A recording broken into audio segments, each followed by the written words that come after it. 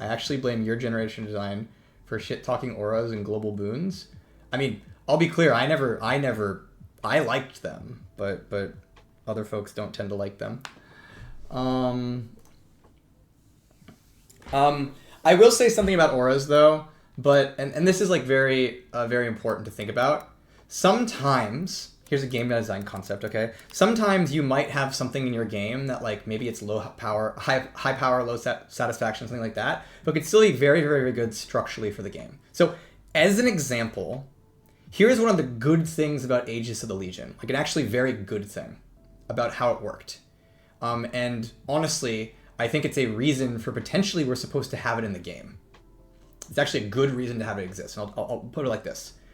One of the things that Aegis of the Legion did is it said AD carries are squishier in lane than they are in the late game. Which could potentially be good depending on how you want the game to go. Specifically, especially against magic damage.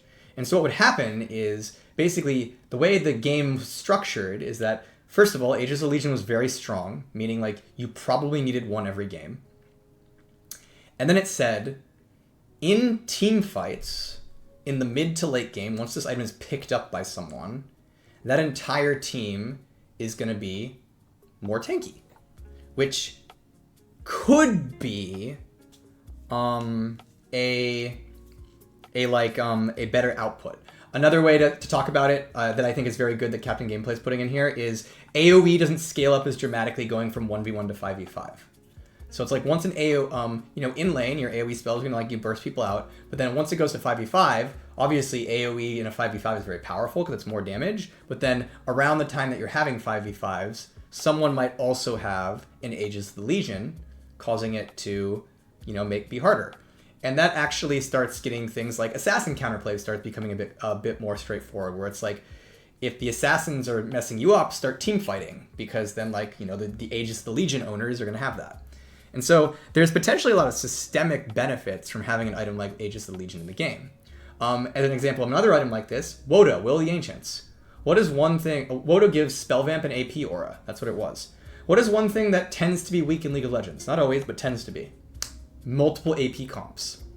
Multiple AP comps tend to be like rough, especially if the enemy team like has tanks on it or something.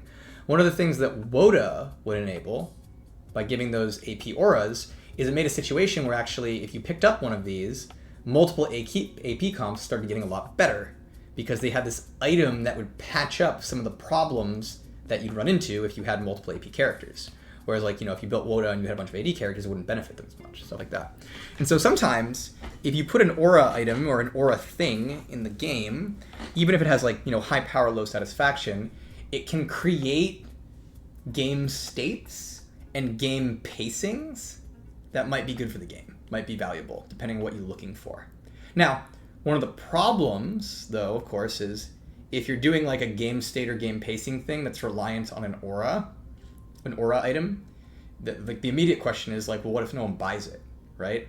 And that can be kind of rough, where it's like, oh, the game is balanced around each team having an Aegis of the Legion, and in this game, my support just decided not to buy it. And so suddenly, then you get into this problem where it's like, hey, this is required every game, but who's going to buy it?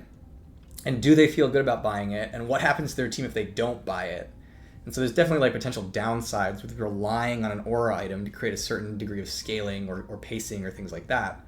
But again, there's also a potential upsides in terms of suddenly everybody got a big bump of AP, of magic resist, and that means that suddenly all the AoE wombos aren't going to be as good past this certain point, and maybe that's a good thing, right? Depends on what you're looking for.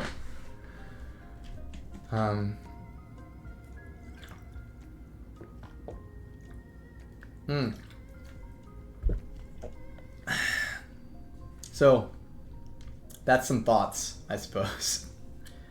That is some things about auras, things like that. I love auras, but they're hard.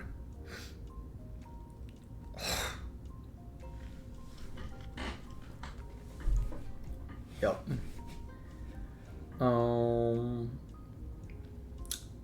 Okay, now I'm done. I'm done going off on my crazy yap about Janna and auras and all these other things. I'm calmed down. I'm grounded. I'm back to just chilling.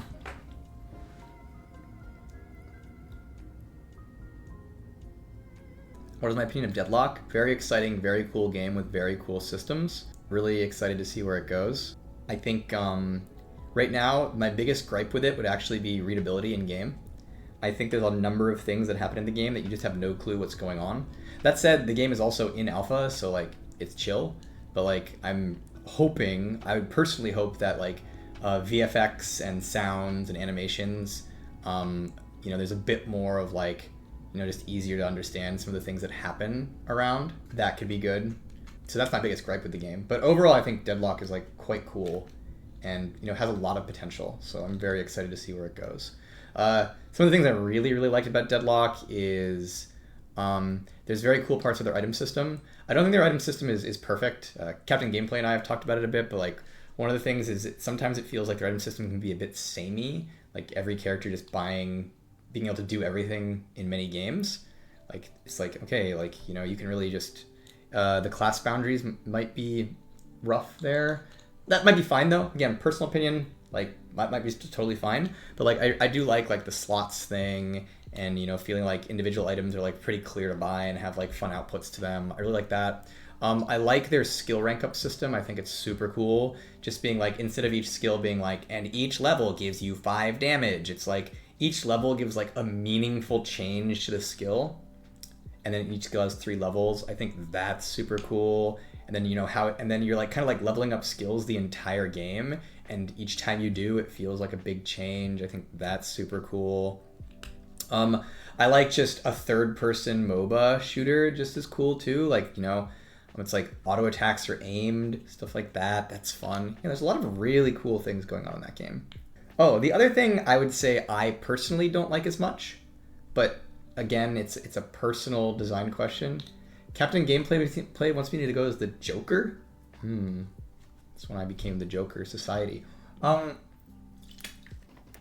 Another thing I really, to me about the game that is a little weird, it's very personal opinion, doesn't mean it's bad, doesn't mean it's bad design, is I feel like a number of character kits in the game can be a little incohesive, meaning like I'm doing this one thing, and then there's just these things on these kit that like don't really make sense with that one thing.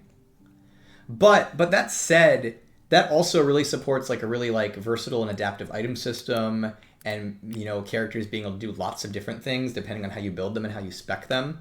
So I think there's definitely like potentially like really good things about some of the kits being more toolboxy as opposed to like more like kind of like I do this thing or like I do these combo things. But sometimes I'll just play a character and I'll be like, why do I have this spell? This spell like is the exact opposite of what I want to do.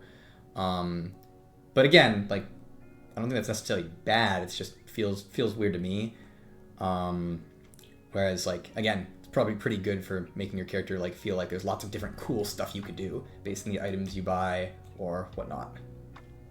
And it's not all their kits, by the way. Like a lot of their kits on the flip side are very, very, very cohesive in a lot of sweet ways. So yeah, no, I think the game's great. I think it's definitely got some potential and excited to see where they go with it. Feels very fresh. A lot of fun stuff. Can you give examples? One of the examples I have is there's this fire guy. I think it's called like Infernus, and he's really cool and like he shoots you and lights you on fire. And then like a lot of the things on his kit are about being like in melee range. But like he's a ranged DPS character. And so it's like do I want to be in melee range? Am I a ranged DPS? Not really sure which one of these things is going on. There's another character, she's like this gargoyle, and like part of her is support. Part of her is like also trying to get into melee range and jumping on people.